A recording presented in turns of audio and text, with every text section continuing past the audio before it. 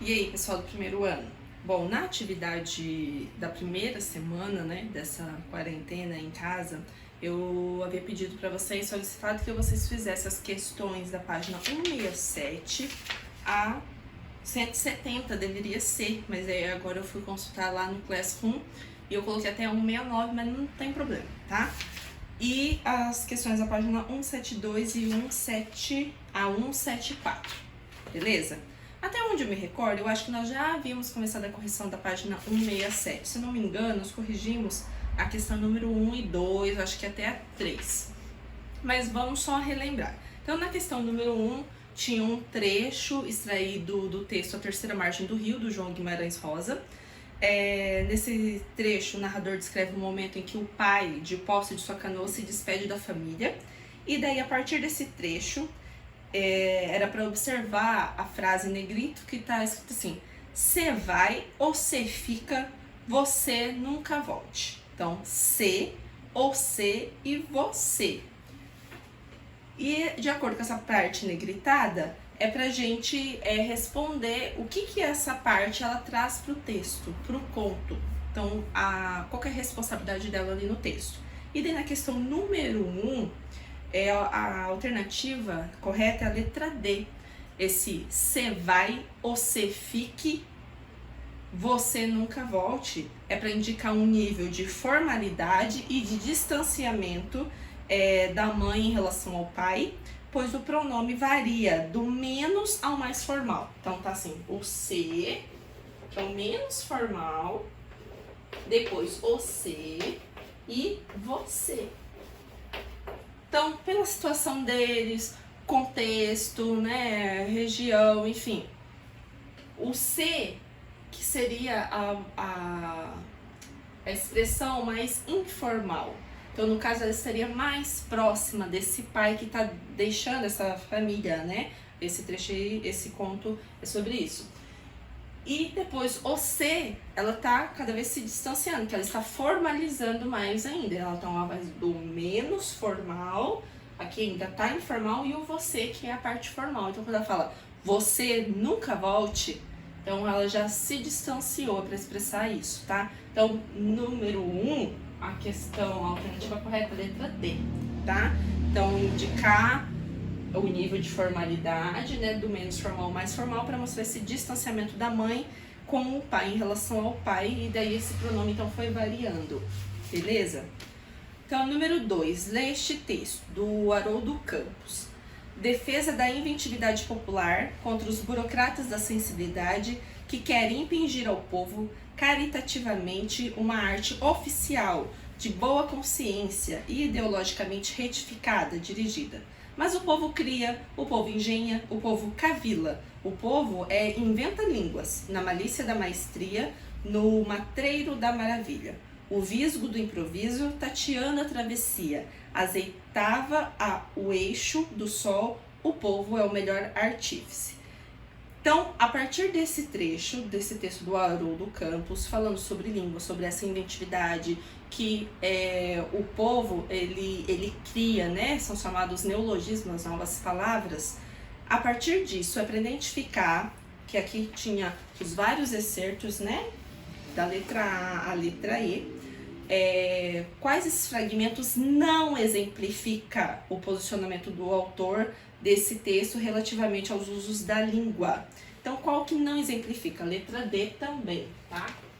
Número 2, a resposta é letra D, que eu vou ler aqui para vocês.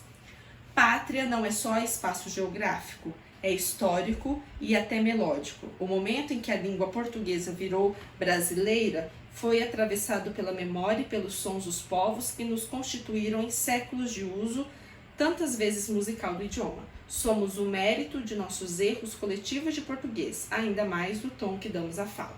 Então, esse trecho não tem nada a ver com esse posicionamento do Haroldo Campos em relação à língua, tá? Ao uso da língua, ou aos usos da língua, ok? Os demais excertos têm a ver sim. 3. Identifique se a linguagem dos itens a seguir é representativa de variação sociocultural, situacional, histórica e ou geográfica. E daí é para transcrever de cada texto alguns elementos que justificam a sua resposta. Então, na letra A é um quadrinho, certo? Vocês estão acompanhando aí no livro, na página 169. E um tá falando assim: tô gostando tanto do serviço que já penso em fazer faculdade de administração. Tu sabia que os produtos só saem de lá se passar antes nas minhas mãos? Puxa, tu já é gerente, Zé? Não, empacotador. E aí, gente, qual variação tá representando aí na fala aí desses personagens? Sociocultural, que tem a ver com a profissão, com o grupo social, extrato social, camada social qual o indivíduo faz parte, ou idade, gênero, enfim, é um hobby, né? Se faz parte de um determinado grupo, tipo, é surfista, é skatista, não sei, é médico, é da área da saúde, é da área do direito, e que vai ter terminologias específicas dessas áreas, ou é situacional, ou seja, a pessoa adequa a sua linguagem ao público, a situação em que ela se encontra, né? No ambiente de trabalho ela fala de uma forma, em casa ela fala de forma mais informal, com os familiares, com os amigos. Ou é histórica, ou seja, expressa tipo uma linguagem que era mais antiga, arcaica e agora foi mudando, né? Ou às vezes algumas palavras caíram em desuso, outras mudaram o significado. Ou é geográfica, quando eu identifico que no mesmo lugar, por exemplo, no Brasil, no país que a gente tem a nossa língua, né, nosso idioma, língua portuguesa, e daí em várias regiões nós temos designações diferentes para determinados referentes. E aí, qual variação? Aqui na letra A é variação sociocultural, tá? E poderia também falar que é uma variação geográfica, ok? Sociocultural, exemplo, tô gostando, serviço, em té, o produto só sai nas minhas mãos, né? Não faz o plural, empacotador, e a variação geográfica por causa do tratamento tu. Tu sabia? Porque não são todas as regiões do Brasil que nós usamos o pronome tu, né? Por exemplo, a Mato Grosso do Sul, Campo Grande, a gente usa mais você, não tu. Então, por isso, a classificação, variação sociocultural e variação geográfica, tá? Então, número 3, letra A. B. Aqui, ó, excelentíssimo senhor prefeito municipal, nós, abaixo-assinados, alunos, então tá numa linguagem formal. E aí, qual a variação que nós identificamos? A situacional. Por quê? Porque nós estamos escrevendo uma carta ao prefeito da cidade, né? A uma autoridade, então nós temos que adequar a nossa língua, né? Porque aí é uma situação formal. Então, letra B, variação situacional. Porque os alunos do primeiro ano do ensino médio, eles não vão falar assim, ó, prezado, senhor, nós, né, excelentíssimo, né? Vocês não falam assim no seu cotidiano, então vocês adequam a linguagem ao contexto, ao objetivo, à situação, né? Lembrando, língua é igual roupa, né? A gente muda o nosso vestuário em determinadas situações, então a língua nós também, a nossa fala, nós também vamos mudar. C. Gramática descritiva. Olha só como está escrito, gramática com 2 M's. E o descritiva tá assim, ó, com P mudo, né? Só a partir desse título, né, o atual, factual, com esse C, já identificamos o quê? Uma variação histórica, né? Porque a gente perdeu tudo isso. Perdeu um M, perdeu esse P, perdeu esse C. Ok? Então, na letra C, nós temos aí um trechinho que expressa uma variação, representa uma variação histórica. D.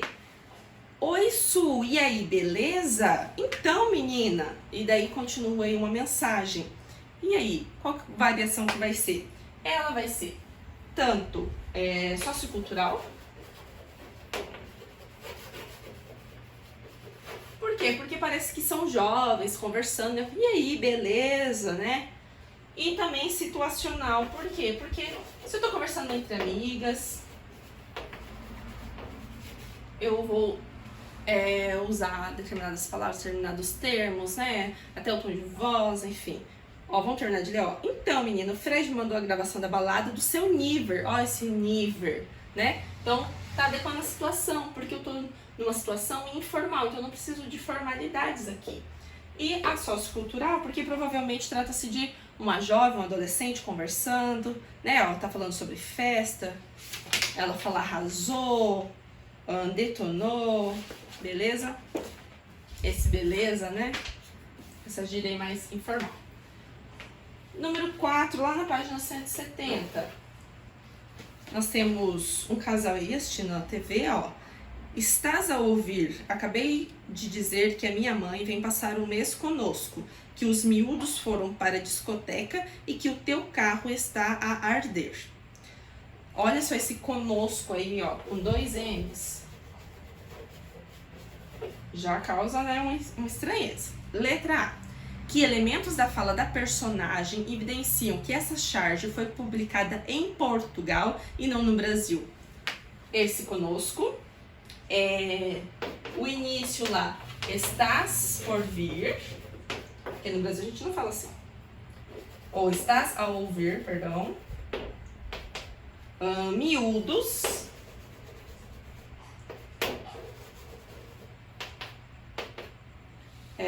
está a arder.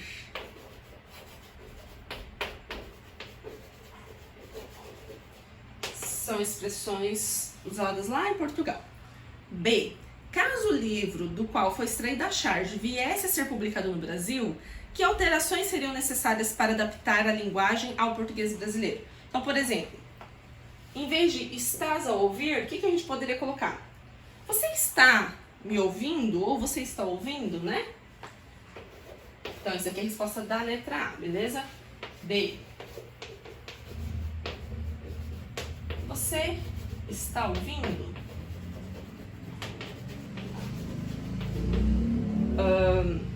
Esse conosco era só tirar um N, né?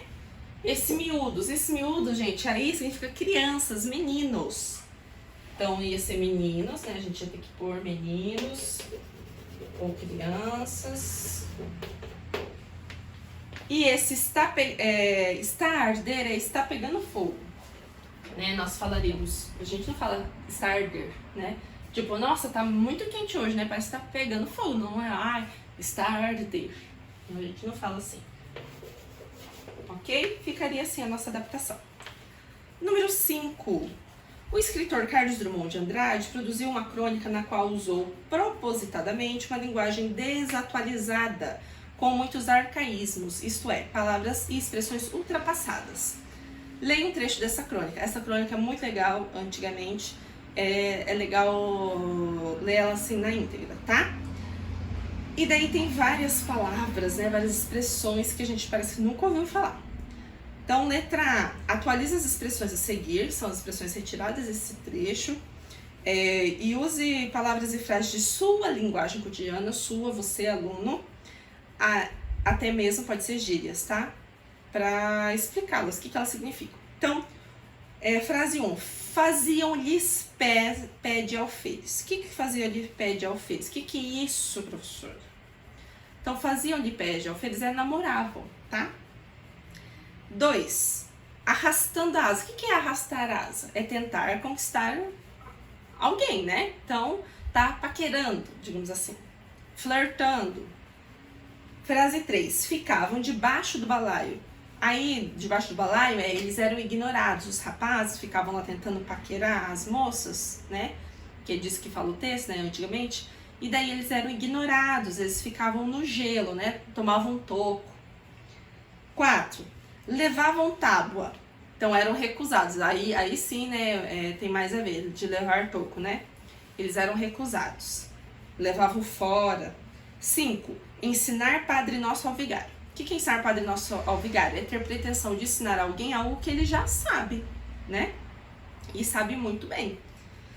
A frase 6. As meninas eram umas teteias. O que é teteias? Para os dias de hoje, como você chamaria as meninas, né?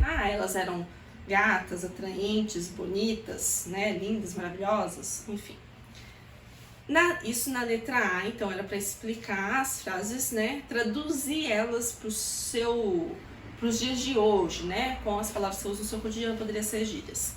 Na B, há no texto alguma expressão que você e as outras pessoas de sua faixa de idade utilizam para se comunicar? Então aí, resposta pessoal, tá? Então dessas frases, tem alguma que vocês já utilizaram, que vocês já conheciam? C, transcreva uma expressão que, pela estranheza, você julga ser a mais antiga do texto. E isso também vai em impressão de cada um, né? É subjetivo. E D, suponha que um amigo seu tem uma namorada e, conversando com você, diga que ela é mimosa e prendada. Como você reagiria em relação a essa forma de falar empregada por ele? Você acharia estranho seu amigo chamar a namorada dele de mimosa e prendada? Acharia? E aí, o que significa essa mimosa e prendada? Mimosa quer dizer que é meiga, né?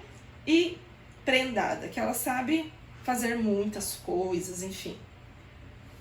Então, é provável que vocês achem esse mimosa e prendada uma forma, uma expressão engraçada, né? Diferente, estranha da que vocês utilizam hoje em dia, porque não faz parte do universo, vocabulário de vocês, então super aceitável, super compreensível. Gente, agora na página 172, agora é a sua vez. Na número 1, tem um textinho, foi retirado de uma questão de Enem, que fala sobre a forte presença das palavras indígenas e africanas, né, na nossa língua. E daí, os empréstimos linguísticos recebidos de diversas línguas são importantes na constituição do português do Brasil, porque, e era para marcar a alternativa correta. Essa número 1, a alternativa correta é letra A, tá? Letra A, deixaram marcas da história vivida pela nação com a colonização e imigração. Então, esses empréstimos linguísticos são importantes para a gente saber um pouco mais também da nossa história. Na número 2, tem uma tirinha humorística, e daí tem as alternativas A e B, as questões A e B pra gente responder. Então, ela tá assim, a minha filha só tem 18 aninhos, o pai falando pro namorado da filha. Você deve ser muito mais velho que a minha filha. E o cara responde, Vosmecê está emitindo uma parvoíce. E aí? É velho ou não é? Esse cara falando Vosmecê e parvoíce. Vamos lá? Vamos ver? A. Pelas afirmações do primeiro personagem, é possível inferir que tipo de relacionamento o segundo tem com a filha dele? Sim, porque se ele tá falando, olha, minha filha só tem 18 aninhos, você deve ser muito mais velho do que ela, o que a gente já deduz? Que o segundo personagem é o que? O namorado da filha, né? Explique por que isso. Porque ele fala, né? Porque o pai tem esse cuidado, esse carinho de falar, minha filhinha pode ter a idade que for, é sempre filhinho, né? Filhinha. E tá falando aí sobre idade, né? Por que ele vai citar a idade? Você é muito mais velho que ela. Em que isso interfere? Onde poderia interferir? Em que tipo de relacionamento? Um relacionamento amoroso, então aí um namoro, ok? Então essa seria a justificativa. Não vou escrever no quadro porque o vídeo vocês podem pausar, voltar, colocar um pouquinho mais lento aí, se a professora estiver falando muito rápido, e ir anotando, corrigindo aí no caderno de vocês. Lembrando, gente, a correção não é para vocês copiarem igualzinho quando a gente tá lá na escola, que o professor passa no quadro, né, resposta do livro, não é pra copiar igualzinho. É pra vocês lerem a resposta de vocês e ver, tá parecido, né, ou não, tá incompleta a minha resposta, eu poderia ter colocado também isso aqui, e vai lá e completa, beleza? Aprender a indicar, não precisa estar com as mesmas palavras. Então, mesma coisa agora. Se vocês não chegaram a essa ideia que eu acabei de falar, então vai aí, corrige, vê o que vocês responderam. Ou se está ali na mesma linha de raciocínio, então está correto, não precisa pagar nada. B. O humor dessa tira baseia-se na presença de arcaísmos empregados por um dos personagens. Identifique-os, aí a gente já identificou, né? E explique de que maneira eles contribuem para produzir a situação humorística. Nós já identificamos, na verdade eu já falei, né? Professora sempre apressada, né? Quais são os arcaísmos? Vosmecê e parvoíce, ok? Então, vosmecê é um pronome, né? De tratamento, então você, né? E parvoíce é uma bobagem, uma tolice. E daí, por que expressa o humor? Por que causa o humor, esses dois arcaísmos utilizados? Porque se o personagem está usando um arcaísmo, provavelmente ele trata de uma pessoa mais velha, né? Então ele denuncia que o namorado da jovem, ele não é tão novo quanto ele tá tentando parecer ser. Por quê? A linguagem que ele aplicou aí, que ele utilizou, é uma linguagem mais ultrapassada. Então ele só tá reforçando a ideia que o pai já tinha. Falou assim, você parece ser bem mais velho que minha filhinha, né? Que minha filha. Ele falando, que imagina, né? Esse senhor tá emitindo uma parvoíce. E não, né? Já aí pelo linguajar a gente já sacou tudo que realmente ele é bem mais velho. Beleza? Entendido? Tranquilo? Número 3. Lê este texto. E daí tinha um textinho aí do Jean Lawande e Pereira Júnior. E é para responder, vamos lá. Deixa eu ler esse textinho com vocês, né? É melhor. Nessa altura do campeonato, você acha que eu vou vestir a camisa da firma? Eu não. O chefe pisou na bola. Se ele tivesse pedido antes para mim ou para o Geraldo, que tem cancha, dava para tirar de letra. Em time que ganha não se mexe. Mas não, deu cartão vermelho ao Geraldo e me botou para escanteio. Agora que embolou o meio de campo, vem pedir para virar o jogo? Eu não, vou lá só cumprir tabela. Quem não faz, toma. E o Geraldo agora tá com a bola toda e a concorrência com ele. Está show de bola. Letra A. De qual campo lexical faz parte a maioria das palavras e expressões desse texto? Então, quer dizer, observe aí várias palavras que fazem parte assim, de um mesmo contexto. Por exemplo, se eu vou falar de tempero, de comida, de bebida, eu tô falando da parte assim de alimentos, de culinária, de cozinha, certo? E aí, quais palavras que você identifica que fazem parte assim de um mesmo campo lexical? Por exemplo, campeonato. Você já pensa em quê? Bola cheia, bola murcha, botar para escanteio, cartão vermelho. Faz referência a que universo, a que cenário? Ao campo lexical do futebol. Óbvio, né? Não vou escrever aqui, vão corrigindo aí qualquer coisa, pausa. Então, letra A, campo lexical do futebol. B, considerando o assunto do texto, quem poderia ser o você a quem o falante dirige a pergunta inicial? E aí? Ele tá falando do quê? Ele tá falando do trabalho. Ele tá reclamando de quem? Do chefe. Provavelmente, para quem que ele reclamaria do chefe? Pro próprio chefe? Não. Para alguém próximo ao chefe? Não. Para quem? Um colega de trabalho, alguém que seja ali no mesmo nível hierárquico, né, na empresa ali do que ele, ok? Então, provavelmente um colega de trabalho. E quais palavras que você pode aí identificar para justificar essa resposta? Se eu tô falando firma, se eu falo chefe, se eu falo concorrência, eu tô falando de empresa. E daí essas palavras, chefe, firma, concorrência, fazem parte de outro campo lexical. Qual? Do trabalho, né? De empresa. Então daí eu já identifico aí que então o narrador ele está se dirigindo a um colega de trabalho. C. Nessa situação de comunicação, o falante foi linguisticamente competente, ou seja, conseguiu se expressar de forma eficiente, vocês acham? Vocês entenderam o texto, por exemplo? Tudo que ele quis passar, vocês conseguiram compreender? Se sim, então a resposta é afirmativa, sim. A linguagem, a forma que ele utilizou foi eficiente. Por que foi eficiente? Porque vocês podem pôr que, por exemplo, utilizando essas palavras aí do campo lexical do futebol, ficou mais fácil de entender, né? Porque às vezes uma realidade faz parte do contexto ali da vivência desse colega de trabalho, então fica mais claro, né, para ele, fica mais fácil para ele compreender o que o colega tá querendo dizer, o que ele tá explicando, do que ele tá reclamando, né? Porque ele tá reclamando, né, gente? Então vocês podem colocar que o falante, usando a linguagem do futebol, ele expôs com objetividade uma situação que ele e provavelmente o colega eles estão vivendo na empresa em que eles trabalham, beleza? Então, fechou? Número 3, número 4. É sabido que as histórias do Chico Bento são situadas no universo rural brasileiro. Lembra o Chico Bento lá da Turma da Mônica? Então vamos lá ver a tirinha. Oba, oba, plantando uma árvore nova, Chico. Essa aí é de quê? De goiaba, de jaca, de manga? Não, de esperança. Letra A, bonitinho, né, gente? Explica o recurso utilizado para caracterizar o modo de falar dos personagens da tira. E aí? Ó, vamos lá, ó. Prantando. Qual recurso utilizou? Trocou o R, deixa eu pôr aqui para vocês não se perderem, né? Tô lá na questão número 4, na letra A. Na palavra, que seria a forma da norma padrão, né? Plantando. Então, aí trocou o L pelo R, né? Ficou plantando. E o árvore, ó, ele escreveu árvore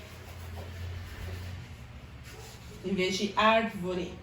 E aí também não tem um acento, né? Árvore. Então ele tirou o O, né? O O aqui, ó, não existe. Ficou só lá no pensamento, só lá na memória.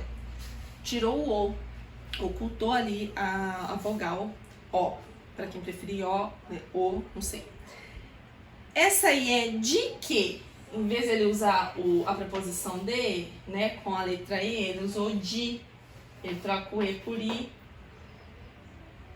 De goiaba, de jaca, ele fala não, de esperança. Então também trocou, de novo aqui na palavra esperança, ele trocou o E por I, ele colocou esperança. Beleza? Então, esses foram os recursos utilizados. Então, o que recurso é esse? É grafar as palavras, tentando reproduzir a pronúncia, né, a linguagem oral dos personagens. B. É possível afirmar que esse modo de falar caracterizado na tira é exclusivo do universo rural brasileiro? Gente, toma cuidado com essas palavras, exclusivo. Não, só quem mora lá no campo, no meio rural, que vai falar assim? Não, vai ter gente na cidade que também vai falar assim, né? Como também vai ter gente lá no meio rural, que não é só porque tá no ambiente rural, que todo mundo vai falar assim, que vai trocar o L por R, o D por I, vai subtrair letra. Não, tá? Então, não, resposta negativa. Justifique, ó. Essas variações ocorrem também em regiões urbanas. É comum, nos falantes de determinadas regiões urbanas, as substituições do E por I. Por exemplo, como que você fala aí? Essa palavra aqui, ó. Eu falo leite. E aí, eu moro no ambiente rural? Não. Eu conheço a norma padrão, eu sei que é com letra E? Sei, só que daí na minha linguagem geral sai I, leite. Só que eu sei que é leite, beleza? Então, letra B, não justifica, porque no ambiente urbano também nós encontramos. Ou troca o L por R, né? Tem gente que fala o Flamengo, bicicleta, enfim. Não tem problema. Sim, tem problema, né? Dependendo se você está numa situação que exige uma linguagem informal, beleza? Mas também não vão tirar sarro de quem fala assim, tá? A gente não sabe da situação da pessoa, o nível de escolaridade, se ela teve condições, oportunidades ou não de estudar, de conhecer a norma padrão, tá? Não cometa preconceito linguístico. 5. Os três, já lá na página 174, tá, gente? Então, página 174.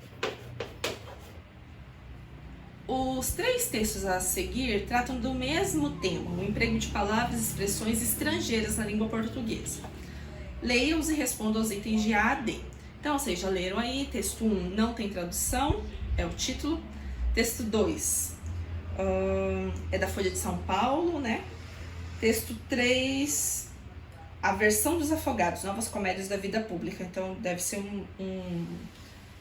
um conjunto aí de crônicas aí do Luiz Fernando Veríssimo. A. Os autores desses três textos têm opiniões semelhantes ou divergentes quanto ao emprego de palavras estrangeiras por falantes do português? Bom, vocês leram o texto aí, eu espero.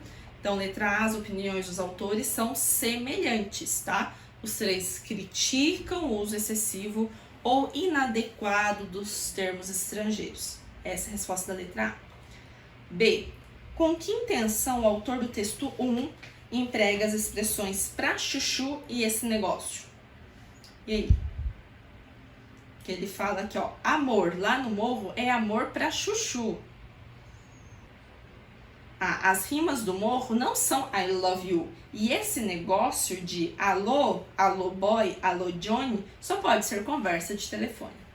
Então, o que ele quis expressar com esses termos aí, pra chuchu e esse negócio? O que quer dizer? Que intenção que o autor teve? O pra chuchu e esse negócio são expressões populares. Então, se ele está criticando o uso inadequado de estrangeirismos, porque o que os autores querem dizer? Se você tem a palavra no português, por que você vai ficar usando a palavra estrangeira, se você já tem aquele termo, tá? O interessante é a gente fazer empréstimos, né, de outras línguas, usar os estrangeirismos, quando a gente não tem como, tipo, expressar aquilo ali, né? A gente não consegue, tipo, criar uma palavra e aquela ali talvez já esteja, assim, mais habitual, mais fácil do falante entender, então a gente usa os estrangeirismos. Então, já que aqui os 3 autores estão criticando, esse autor específico aí do texto 1, ele usa o pra chuchu e esse negócio como expressões populares para justamente mostrar aí que ele é a favor de usar as expressões populares do idioma dele, ok? Em vez, né, de dar preferência aos estrangeirismos. C.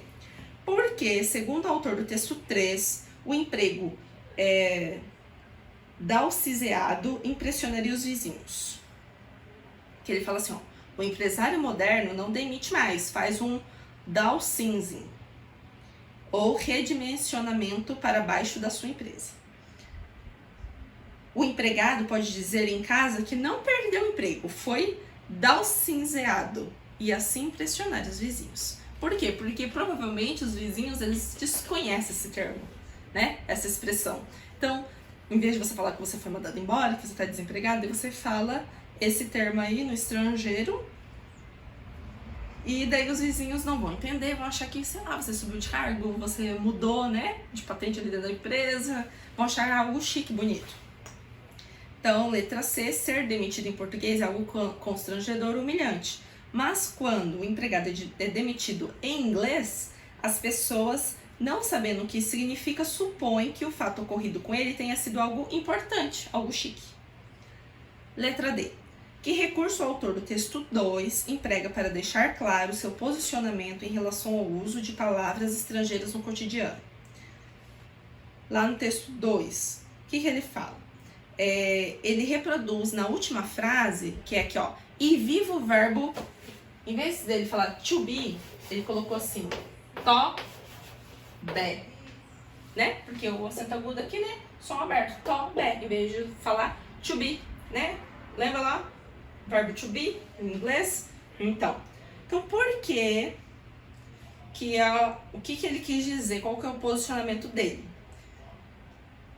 Já pela última frase, quando ele fala assim, tobé, você já vê que ele tá tirando um sarro, né? Ele tá dando a entender que é assim, às vezes, talvez, que as próprias pessoas, né, às vezes elas aprendem lá na escola, né, o verbo to be, mas às vezes elas nem sabem falar, nem sabem utilizar, e daí acaba utilizando assim. Então a resposta ficou. Ele reproduz a última frase de forma caricaturesca, ou seja, exagerada, a pronúncia do verbo to be, dando a entender que é assim que muitas pessoas pronunciam tal verbo. Com isso, ele ironiza, ele critica, ele ridiculariza o fato das pessoas quererem se comunicar em inglês sem dominar aspectos básicos desse idioma, né? E às vezes quer falar tudo em inglês e não sabe nem às vezes utilizar o português ainda, né? Lógico que ninguém vai saber tudo, ninguém é um dicionário, uma enciclopédia ambulante, né? Mas é bom a gente conhecer, buscar aprender um pouco mais sobre a nossa própria língua, né? É importante saber o outro idioma? Sim, óbvio. Mas também dá um olharzinho especial, né? Uma atenção especial à nossa própria língua. Ok, gente? Espero que vocês tenham entendido. Até a próxima aula. Beijo!